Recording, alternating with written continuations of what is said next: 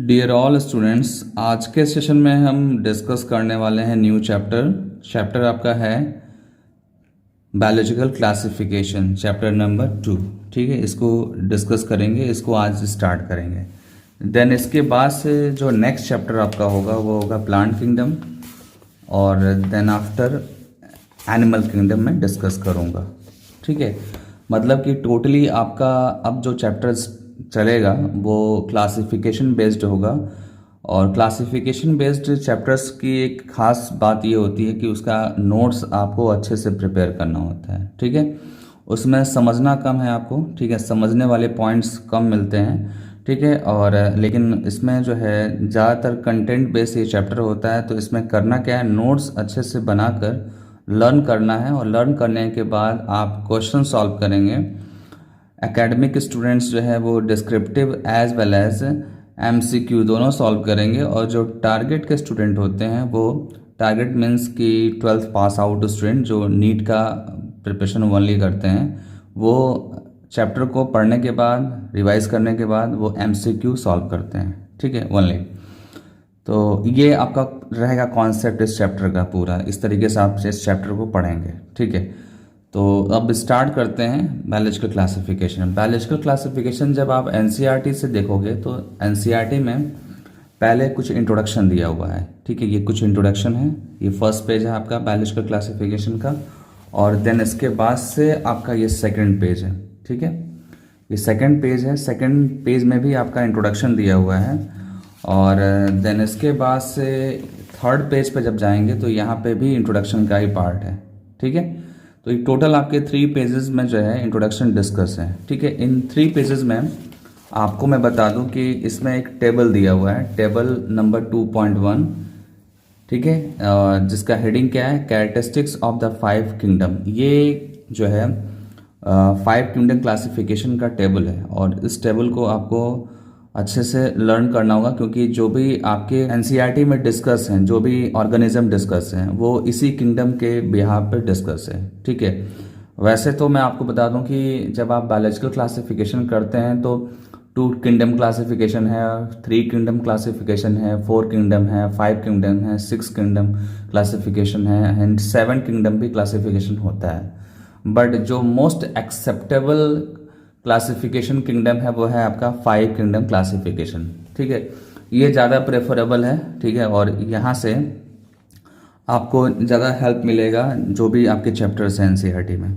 तो इस टेबल को आप अच्छे से तैयार करेंगे, यहाँ से भी क्वेश्चंस आपको मिलेंगे। ठीक है, बट इसको डिस्कस करने से पहले हम पहले प्रीवियस जो किंगडम है, जैसे कि आपका 2 किंगडम या 3 डोमेन सिस्टम, ठीक है, ये हम पहले डिस्कस करेंगे। ठीक है, और वहाँ पे आपको इंट्रोडक्शन पता चलेगा कि कैसे हम क्लासिफिकेशन को स्टडी करेंगे। ठीक है, तो अब हम क्या करेंगे, चैप्टर को स्टार्ट करेंगे। चैप्टर को जब स्टार्ट करेंगे तो आप बायोलॉजिकल क्लासिफिकेशन में जब आप स्टार्टिंग करोगे तो वहाँ पे आपको ये बताना होगा कि जब सिविलाइजेशन स्टार्ट हुआ था, ठीक है, ह्यूमन सिविलाइजेशन बोलो या आप इन जनरल सिविलाइजेशन बोलो, तो वहाँ पे सिविलाइजेशन से ही आपका ऑर्गेनिजम्स का क्लासिफिकेशन स्टार्ट हुआ था। ठीक है, सिविलाइजेशन जैसे स्टार्ट हुआ था तो वहीं से क्या हुआ, लिविंग ऑर्गेनिज्म का क्लासिफिकेशन स्टार्ट हुआ।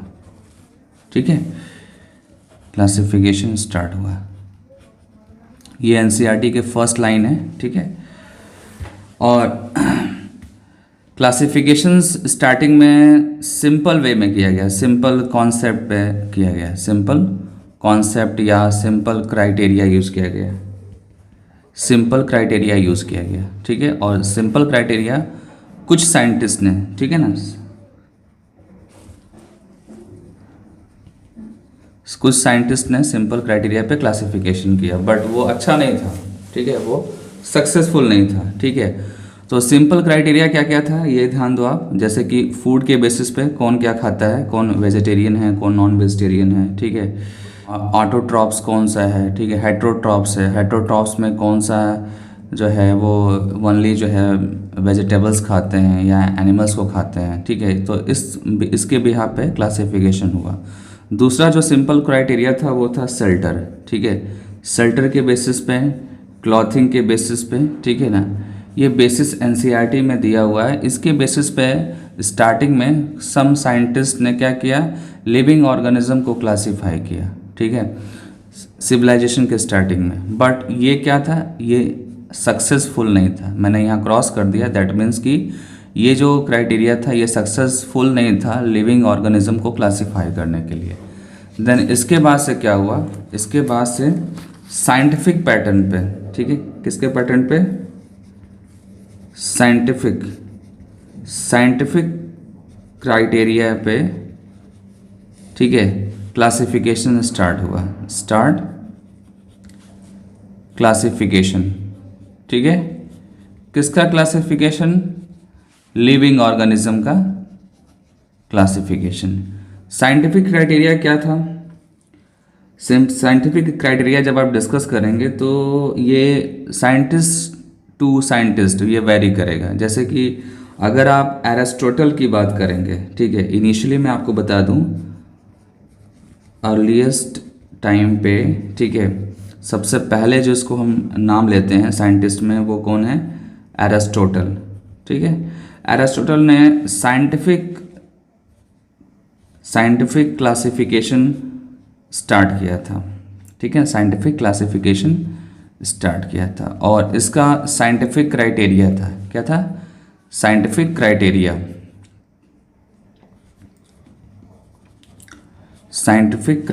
था, ठीक है। क्राइटेरिया क्या था, अकॉर्डिंग टू एरिस्टोटल, और मैं डिस्कशन कर रहा हूँ प्लांट को लेकर, ठीक है। अगर आप प्लांट में एरिस्टोटल के अकॉर्डिंग अगर आप साइंटिफिक क्राइटेरिया लेते हैं तो वो क्या है, मॉर्फोलॉजिकल कैरेक्टर, क्या होगा, मॉर्फोलॉजिकल कैरेक्टर होगा वो, ठीक है, ध्यान देना आप लोग। मॉर्फोलॉजिकल कैरेक्टर के बेसिस पे प्लांट को एरिस्टोटल ने क्या किया, क्लासीफाई किया, ठीक है। देन एरिस्टोटल ने एनिमल को भी क्लासीफाई किया, ठीक है। एनिमल को क्लासीफाई जब किया तो किसके बेसिस पे किया, रेड ब्लड के बेसिस पे क्लासीफाई किया, ठीक है। एरिस्टोटल ने एनिमल को क्लासीफाई किया रेड ब्लड के बेसिस पे। रेड ब्लड प्रेजेंट है या एब्सेंट है एनिमल्स में, उसके बेसिस पे एरिस्टोटल ने एनिमल्स को क्लासीफाई किया, ठीक है। जिसमें फर्स्ट कैटेगरी है विथ आरबीसी, ठीक है, मतलब कि with red blood corpuscles and without red blood corpuscles, ये दो कैटेगरी है। और इस कैटेगरी को हम नेम क्या देते हैं, ये फर्स्ट नेम है, इसका नेम क्या है, इनिमा, और इसका है अनामा, ठीक है, इनिमा एनामा, ठीक है। ये दो वर्ड से इसको हम क्लासीफाई करते हैं, क्लासीफाई करने का ये टर्म है, ठीक है ना, इनिमा और एनिमा, ठीक है, ये दो वर्ड है, तो ये ध्यान देना। देन इसके बाद से क्लासिफिकेशन में टू किंगडम क्लासिफिकेशन आता है, और ये टू किंगडम क्लासिफिकेशन किसने किया है, ये किया है लीनियस ने। किसने किया है, लीनियस ने। तो मैं आपको बता रहा था कि जो आपका टू किंगडम क्लासिफिकेशन है, इसको आप अच्छे से नोट करते जाना। आप टू किंगडम सिस्टम बोलो या आप क्लासिफिकेशन बोलो, बोथ आर सेम थिंग, ठीक है।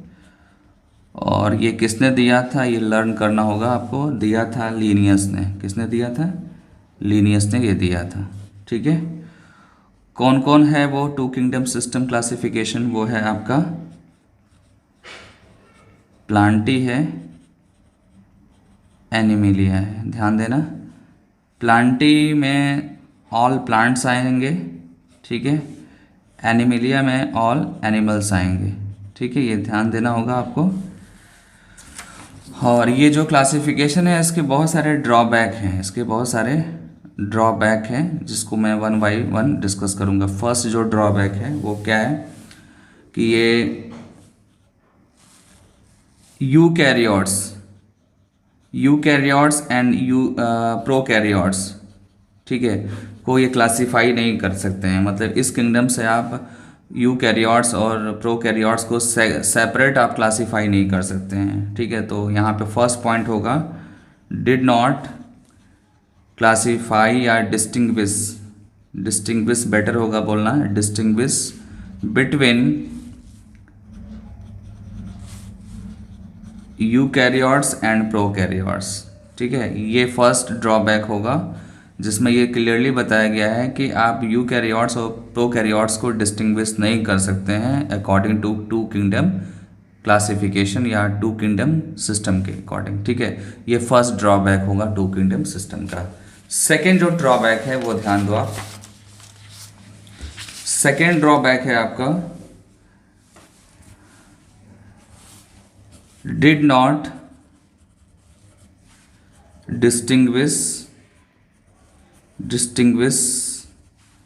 between unicellular and multicellular. ठीक है, मल्टीसेलुलर ऑर्गेनिज्म, इसको भी आप क्लासीफाई नहीं कर सकते हैं टू किंगडम सिस्टम से। ठीक है, थर्ड जो ड्रॉबैक है वो देखो आप यहाँ पे, did not distinguish photo synthetic and non photo synthetic. ठीक है, तो फोटो सिंथेटिक में आपको पता है ना कि क्या क्या आता है, ग्रीन एल्गी आता है, प्लांट तो होते ही हैं। ठीक है, ग्रीन एल्गी आ जाएगा, और नॉन फोटोसिंथेटिक में आप सबसे पहले नाम लेंगे फंगस। तो इन दोनों को आप डिस्टिंग्विश नहीं कर पाएंगे। ठीक है ना, टू किसके अकॉर्डिंग, टू किंगडम क्लासिफिकेशन के अकॉर्डिंग इसको आप डिस्टिंग्विश नहीं कर पाएंगे। ठीक है, ये ध्यान देना। देन इसके बाद से आप रिजल्ट पे आएंगे। रिजल्ट में आप सिंपली ये बता सकते हैं कि लीनियस का जो टू किंगडम क्लासिफिकेशन है, लीनियस का टू किंगडम क्लासिफिकेशन, उसके अकॉर्डिंग आप इजीली क्या कर सकते हैं, आप इजीली एनिमल और प्लांट को क्लासिफाई कर सकते हैं। ठीक है, ये सिंपली यही आप कर सकते हैं। अगर आप अदर क्राइटेरिया लेके चलेंगे और ऑर्गेनिजम्स को क्लासिफाई करेंगे तो फिर क्लासिफिकेशन नहीं हो पाएगा, क्योंकि लीनियस का जो क्राइटेरिया था वो ओनली एनिमल्स और प्लांट्स को फोकस करके था। ठीक है, ओनली एनिमल्स और प्लांट को फोकस करके क्लासिफिकेशन किया था। इसलिए आप इजीली जो है, इजीली यहाँ ध्यान देना, इजीली हम क्या कर सकते हैं, एनिमल और प्लांट को क्लासिफाई कर सकते हैं लीनियस के क्लासिफिकेशन सिस्टम से। ठीक है, और जब ये आप लेके चलेंगे तो आपका क्या होगा, बहुत सारे, ठीक है, लॉट ऑफ ऑर्गेनिजम्स जो होंगे वो उनको आप कैटेगराइज नहीं कर पाएंगे प्रॉपरली। ठीक है ना, आप अगर एनसीईआरटी पढ़ोगे तो वहाँ पे मिलेगा but a large number of organisms did not fall into either category. मतलब कि जो प्रोटिस्टा वाले ऑर्गेनिजम्स हैं जो आज के डेट में हैं, और आपके जो फंगस की कैटेगरी है सेपरेट, या आपकी जो मोनरा की कैटेगरी है, वो जस्टिफाई नहीं हो पाएंगे, उनको आप क्लासीफाई नहीं कर सकते हैं प्रॉपरली। तो ये लाइन आप ध्यान दो, आप यहाँ पे ये लाइन आपको बहुत अच्छे से ध्यान देना होगा, क्योंकि ये ड्रॉबैक में जाएगा। ठीक है, ये डीमेरिट्स हैं, किसके डीमेरिट्स हैं, ये डीमेरिट्स हैं टू किंगडम क्लासिफिकेशन के। ठीक है, but a large number of organisms, ठीक है, organisms did not fall into either category। ठीक है, देन काफ़ी टाइम तक ये फॉलो किया गया। ठीक है ना, काफ़ी टाइम तक आपका टू किंगडम क्लासिफिकेशन फॉलो किया गया, बट वो सफिशिएंट नहीं था। ठीक है, वो इनएडिक्वेट था। क्या था, इनएडिक्वेट था, जिससे हमारा पर्पज़ नहीं सॉल्व हो पा रहा था। तो ये भी लाइन आप नोट कर लो, hence the two kingdom classification used for a long time was found inadequate। ये पर्याप्त नहीं था। ठीक है, ये सफिशिएंट नहीं था जिससे कि आप सारे के सारे ऑर्गेनिज्म को क्लासीफाई कर लें। ठीक है, बट ये काफ़ी टाइम तक ये चला। ठीक है, मतलब कि आपको पता है ना कि कोई भी वर्क होता है साइंटिफिक तो उसमें टाइम लगता है। ठीक है, तो इनिशियली तो ये आपका फर्स्ट था क्लासिफिकेशन सिस्टम, तो इसको काफ़ी टाइम तक फॉलो किया गया, बट इसमें बहुत सारे डीमेरिट्स मिल गए, देन इसको हम रिजेक्ट कर दिए। ठीक है, फिर क्या हुआ, चेंजेस आए, ठीक है, मतलब हमको जब हमको लगा कि पर्पस सॉल्व नहीं हो रहा है तो हमको क्लासिफिकेशन में चेंज करना पड़ा, ठीक है, क्लासिफिकेशन में हमको चेंज चाहिए था। तो उसके बाद से जो है नेक्स्ट जो आया वो था आपका three three domain three domain system आया, ठीक है, थ्री डोमेन सिस्टम, ठीक है, इसको डिस्कस करेंगे। और देन इसके बाद से हम आएंगे फाइव किंगडम क्लासिफिकेशन। आपके सिलेबस में फोर किंगडम का डिस्कशन नहीं है, ठीक है, इसलिए मैं फोर किंगडम डिस्कस नहीं करूँगा, ठीक है, ओनली मैं टू किंगडम क्लासिफिकेशन डिस्कस करूँगा और then three domain system discuss करूँगा। एनसीईआरटी ने three domain system word use किया है, या ऐसा बोल सकते हैं कि जो साइंटिस्ट थे वो साइंटिस्ट ने क्या किया, three domain system word use किया गया है, जिसको आप बोल सकते हैं थ्री किंगडम क्लासिफिकेशन बोल सकते हैं आप इसको, ठीक है। तो उसको हम एक बार डिस्कस कर लेते हैं। आप यहाँ पे देखो थोड़ा सा, ठीक है, इस पार्ट को फोकस करो आप। ये थ्री डोमेन सिस्टम है, इसमें जो क्लासिफिकेशन हुआ है, देखो पहले क्या किया है, मोनरा किंगडम को अलग सेपरेट कर लिया है और यूकैरियोटिक ऑर्गेनिज्म को सेपरेट कर लिया है यहाँ पे, ठीक है। सेपरेट करने के बाद अगेन जो है मोनरा किंगडम को क्लासिफाई कर दिया है बैक्टीरिया और आर्की बैक्टीरिया में, ठीक है ना, बैक्टीरिया और आर्की बैक्टीरिया में क्लासिफाई कर दिया है। और यूकैरियोट्स का एक सिंगल जो है किंगडम है, जिसमें जितने भी ऑर्गेनिजम्स आएंगे उनको हम यूकैरिया बोलेंगे, क्या बोलेंगे, यूकैरिया, ठीक है। तो टोटल फर्स्ट सेकेंड और थर्ड हो गया, और आपका जो हेडिंग था वो क्या है, थ्री डोमेन सिस्टम। तो यही आपका थ्री डोमेन सिस्टम है, और ये जो है एनसीईआरटी में एक सेपरेट पैराग्राफ में डिस्कस है, जिसको मैं दिखा देता हूँ, ठीक है। आप जब एनसीईआरटी पढ़ोगे तो ये ओनली पैराग्राफ दिया हुआ है, three domain system. The three domain system has also been propose that divide the kingdom Monera into two domains, ठीक है। आपने देखा कि मोनरा को मैंने टू डोमेन्स में डिवाइड किया है, फर्स्ट क्या था, बैक्टीरिया था, और सेकेंड आर्किया था, ठीक है। Leaving the remaining eukaryotic kingdom in the three domain, ठीक है, third domain, and thereby a six kingdom classification, ठीक है, जिसके थ्रू बाद में सिक्स किंगडम क्लासिफिकेशन किया गया है, ठीक है। You will learn about this system in detail at a higher classes, ठीक है। सिक्स किंगडम क्लासिफिकेशन आपको हायर क्लासेस में मिलेगा, ये आपके सिलेबस से बाहर है, बट ये जो सिक्स किंगडम क्लासिफिकेशन है इसको बनाने में कहीं ना कहीं थ्री डोमेन सिस्टम यूज़ किया गया है, ठीक है ना। तो ये आपका थ्री डोमेन सिस्टम कंप्लीट हो गया। देन फिर से हम एक बार आपसे ये बोलेंगे कि क्लासिफिकेशन में ग्रेजुअली जो है एज पर डिमांड, ठीक है, एज पर डिमांड जो है क्लासिफिकेशन में अपग्रेडेशन हुआ, क्या हुआ, अपग्रेडेशन हुआ। और अपग्रेडेशन में हमेशा आपको ध्यान देना है कि क्राइटेरिया चेंज होगा, क्राइटेरिया चेंज करेंगे तो क्लासिफिकेशन आपका चेंज करना होगा, ठीक है। और यहाँ पे हम जो भी डिस्कस कर रहे हैं वो एनसीईआरटी के अकॉर्डिंग डिस्कस कर रहे हैं, ठीक है। तो आप ध्यान दीजिए। फिर आगे क्या पॉइंट, देन हम क्या करेंगे, पूरा का पूरा कॉन्सेप्ट चेंज करेंगे। और आपको पता है ना कि कॉन्सेप्ट चेंज करने के लिए सिंगल साइंटिस्ट तो इन्वॉल्व नहीं होंगे, बहुत सारे साइंटिस्ट अपना अपना डिस्कशन किया, ठीक है ना, डिफरेंट साइंटिस्ट ने क्या किया, डिस्कशन किया, ठीक है, अलग अलग क्राइटेरिया यूज़ किया। तो इस तरीके से हम ये कहेंगे कि अपग्रेडेशन कर लिया हमने क्लासिफिकेशन में, ठीक है, अपग्रेडेशन किया और उसके बाद से हमने ऑर्गेनिजम्स को क्लासिफाई किया, ठीक है। देखो जब अपग्रेडेशन करेंगे तो सबसे ज़्यादा जो एक्सेप्टेबल होगा वो फाइव किंगडम क्लासिफिकेशन होगा, जिसको मैं लास्ट में डिस्कस करूंगा। अभी आप इसको होल्ड करेंगे, ठीक है, अभी इसको डिस्कस नहीं करेंगे क्योंकि फाइनली आपको यही पढ़ना है, ठीक है ना। बट एनसीईआरटी ने बहुत सारे सिस्टम डिस्कस किया है, जिसमें से एक आपका क्या है, अर्लियर क्लासिफिकेशन सिस्टम है, क्या है, अर्लियर क्लासिफिकेशन सिस्टम है, ठीक है। इसमें क्या बोला है एनसीईआरटी ने, बोला है कि बैक्टीरिया, ठीक है, ब्लू ग्रीन एल्गी मीन्स आपका हो गया साइनोबैक्टीरिया, क्या हो गया, साइनोबैक्टीरिया को ब्लू ग्रीन एल्गी बोलते हैं। देन फंगी, देन मॉसेसिस, ठीक है, फर्न्स, जिम्नोस्पर्म, ठीक है, एंड द एंजियोस्पर्म, ठीक है।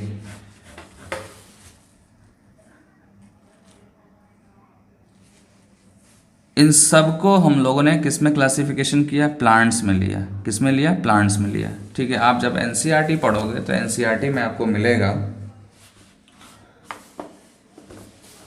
देखो यहाँ पे एनसीईआरटी में मेंशन है कि earlier classification system includes bacteria, blue green algae, fungi, mosses, fern, gymnosperms, angiosperms under plants. ठीक है, ये अर्लियर क्लासिफिकेशन सिस्टम है और अर्लियर क्लासिफिकेशन सिस्टम में बहुत सारे पॉइंट्स दिए हैं, तो इसलिए मैं पहले इसको डिस्कस कर रहा हूँ और उसके बाद से मैं फिर 5 किंगडम क्लासिफिकेशन डिस्कस करूँगा, तो बहुत अच्छे से ध्यान देने की ज़रूरत है। देन आप देखो यहाँ पे द कैरेक्टर्स, ठीक है,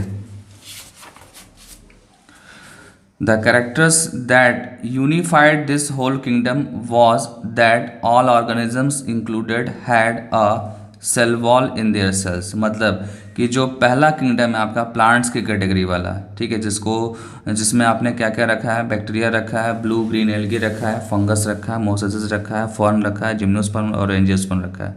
इन सब में क्या सेल वॉल है? क्या है? सेल वॉल हैं, ठीक है, बट सेल वॉल का जो कॉम्पोजिशन है वो वेरी करता है। बैक्टीरिया, साइनोबैक्टीरिया में कुछ अलग होता है, फंगस में बायोकेमिकल कंपोजिशन अलग होता है। प्लांट्स हैं, ठीक है, उनका हम नॉर्मली क्या बताते हैं कि प्लांट्स का सेल वॉल जो है वो सेलुलोज से बना हुआ है यूजुअली। इसको जो उसमें थोड़ा बहुत डिफरेंसेस हो सकते हैं, बट इन जनरल हम यही बोलते हैं कि फर्न, जिम्नोस्पर्म, एंजियोस्पर्म का जो सेल वॉल का कॉम्पोजिशन है सेम है। बट अगर आप बैक्टीरिया से कंपेयर करेंगे इनको तो वो डिफ़र करेगा, फंगस से कंपेयर करेंगे तो वो भी डिफ़र करेगा, ठीक है ना। तो ये चीज़ ध्यान देना है। बट एक चीज़ कॉमन है यहाँ पे, कॉमन क्या है? सेल वॉल सब में प्रेजेंट है, ठीक है ना। The character that unified this whole kingdom was that all organisms included had a cell wall. ये लाइन आपकी है, ठीक है, ये एक्चुअली में ये समरी है, रिजल्ट है इस ऊपर वाले पॉइंट का। देन उसके बाद से देखो this place together which widely deferred in other characters. ठीक है, अगर आप अदर कैरेक्टर लेंगे, ठीक है, अदर कैरेक्टर के बेसिस पे क्लासिफिकेशन करेंगे तो ये आपस में क्या होंगे? डिफर होंगे, ठीक है। बैक्टीरिया सेपरेट हो जाएगा, ब्लू ग्रीन एल्गी सेपरेट हो जाएगा, फंगस सेपरेट हो जाएगा, मोसेसेस सेपरेट हो जाएंगे, ठीक है, क्योंकि हमने क्या किया? क्राइटेरिया चेंज कर दिया, ठीक है। आप देखो यहाँ पे लिखा अदर क्राइटेरिया और यहाँ पे हमने क्या लिया था? सेल वॉल क्राइटेरिया लिया था। सेल वॉल प्रेजेंट है या एब्सेंट है उसके बेसिस पे हम यहाँ पे इन सबको एक साथ कैटेगराइज कर रहे थे। बट जैसे ही आप कैरेक्टरिस्टिक्स को चेंज करेंगे तो क्या होगा? फिर आपको क्लासिफिकेशन डिटेल करना होगा। आप यहाँ पे देखो, it brought together prokaryotic bacteria and the blue green algae with other groups which were eukaryotic. It brought together the prokaryotic bacteria and the blue green algae with other groups which were eukaryotic. इस line में ये बोल रहा है कि जो आपका prokaryotic bacteria है, साइनोबैक्टीरिया है, इन दोनों में क्या होते हैं? सेल वॉल होते हैं और इन दोनों को हम यूकैरियोटिक वाले कैटेगरीज में ही साथ में कंसीडर करते हैं, ठीक है। आप देखो, इट ब्रॉट टुगेदर मतलब एक साथ, ठीक है ना। The prokaryotic bacteria and the blue green algae is also prokaryotic, ठीक है, with other group which were eukaryotic, ठीक है। तो ये लाइन ध्यान देना होगा और इसका आप आगे यहाँ पे देख सकते हैं, जैसे कि ये जो दोनों हैं ये हैं आपके प्रोकैरियोटिक हैं और ये यूकैरियोटिक हैं, ठीक है, और इसलिए साथ में रख रहे हैं क्योंकि सेल वॉल प्रेजेंट है, इसलिए साथ में रख रहे हैं। देन नेक्स्ट जो पॉइंट है वो देखते हैं, it also group together the unicellular organisms and multi cellular organism. जैसे कि आप यहाँ पे देखो, एंजियोस्पर्म, जिम्नोस्पर्म, फर्न, मोसेसेस, फंगस, ये सब क्या है? मल्टी सेलर हैं। और जब बैक्टीरिया और ब्लू ग्रीन एल्गी की बात होगी तो वो क्या है? यूनिसेलर है, ठीक है। और स्पेशली आप अगर एल्गी में डिस्कस करते हैं, एल्गी, जब आपको एल्गी सेपरेट हेडिंग पढ़ाया जाएगा, ठीक है, तो एल्गी में आपको यूनिसेलर भी मिलेगा और मल्टी सेलर भी मिलेगा। मल्टी सेलर ध्यान देना होगा, यहाँ पे लिखा हुआ unicellular organism and multicellular ones. Say for example, जैसे Chlamydomonas is algae but it is a unicellular, और Spirogyra is also algae but it is a multicellular. और इसको एक साथ हम किस में कंसिडर करते हैं? इसको हम एल्गी में कंसिडर करते हैं, ठीक है।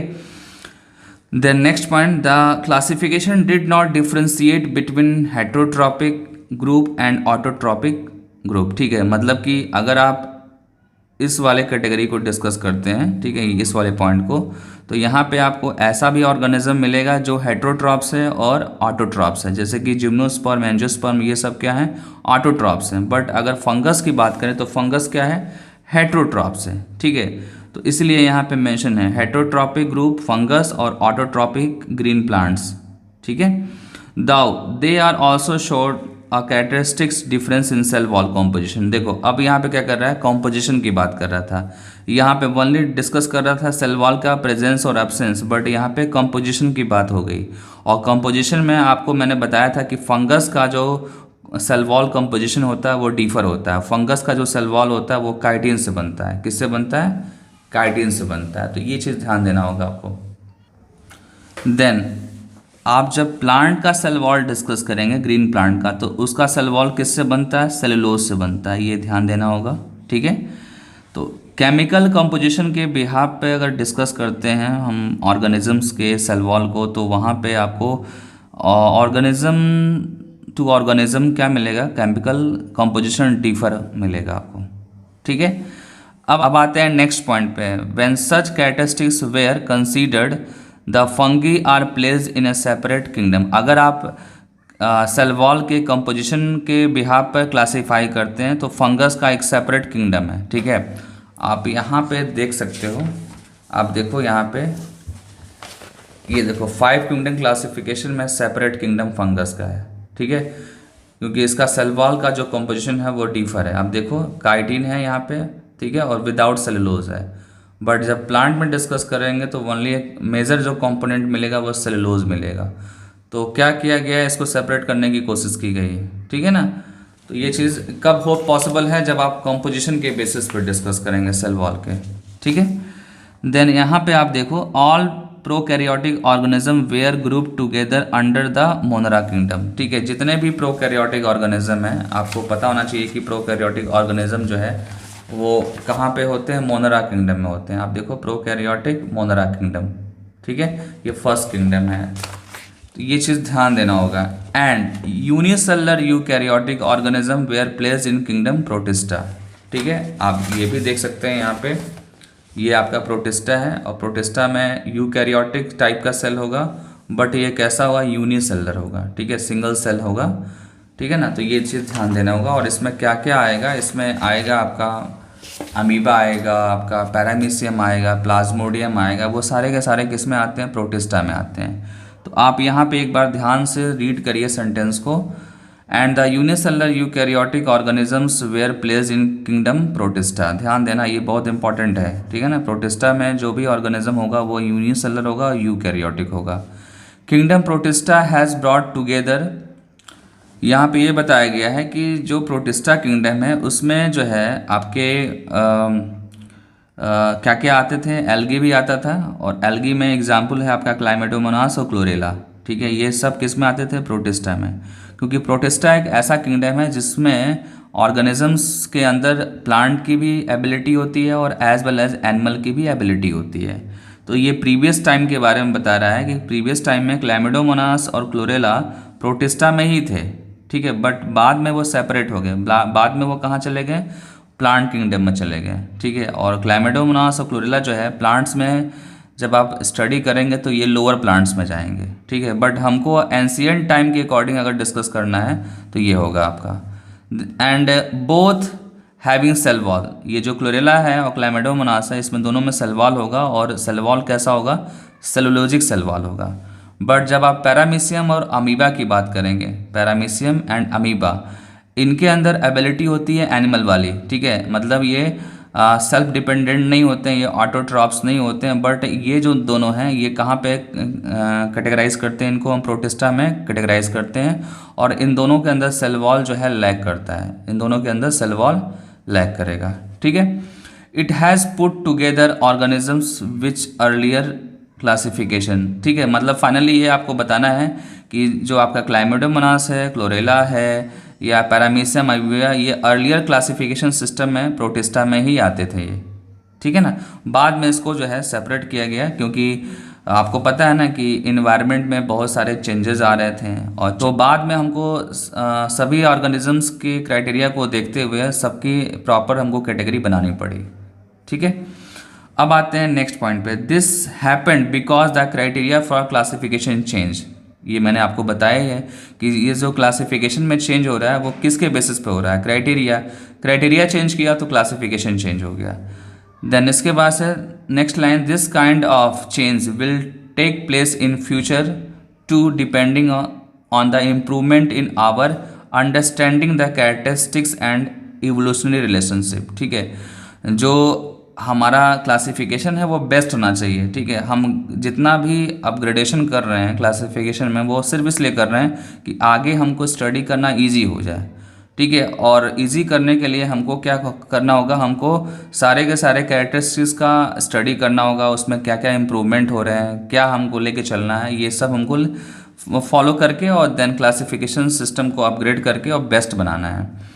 और लास्ट में जो है एक नया अभी रिसेंटली ऐड हो गया है, वो ऐड हुआ है इवोल्यूशनरी रिलेशनशिप। ठीक है, ये इम्पॉर्टेंट है और ध्यान देना होगा कि जो क्लासिफिकेशन सिस्टम डिस्कस किया गया है पहले, उसमें इवोल्यूशनरी रिलेशनशिप के बारे में कहीं भी बात नहीं हुई है। जहाँ पे भी बातें हुई हैं eukaryotes, prokaryotes, unicellular, multicellular, cell wall composition, ठीक है, मोड ऑफ न्यूट्रिशन, ये बेसिस था। बट अभी रिसेंटली जो है इवोल्यूशनरी रिलेशनशिप पे भी हम डिस्कस कर रहे हैं और इसके बिहाफ पे भी हम ऑर्गेनिजम्स को क्लासीफाई कर रहे हैं। ठीक है, मॉर्फोलॉजी, फिजियोलॉजी, रिप्रोडक्टिव सिमिलरिटीज, ये सारे पॉइंट्स हैं। बट कहीं ना कहीं एक नया पॉइंट जो ऐड हुआ है हमारे क्लासिफिकेशन सिस्टम में वो क्या है, इवोल्यूशनरी रिलेशनशिप, और इसको वन वर्ड्स में हम क्या बोलते हैं, फाइलोजेनेटिक। ठीक है, फाइलोजेनेटिक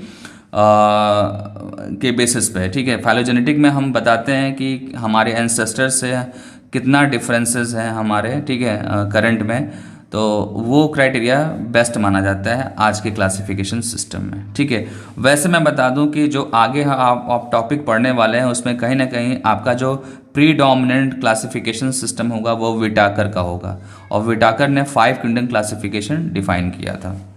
ठीक है, जिसको मैं नेक्स्ट लेक्चर में डिस्कस करूंगा। ठीक है, नेक्स्ट लेक्चर जो होगा आपका क्या होगा, characteristics of the 5 kingdom classification, इसको मैं डिटेल करूंगा।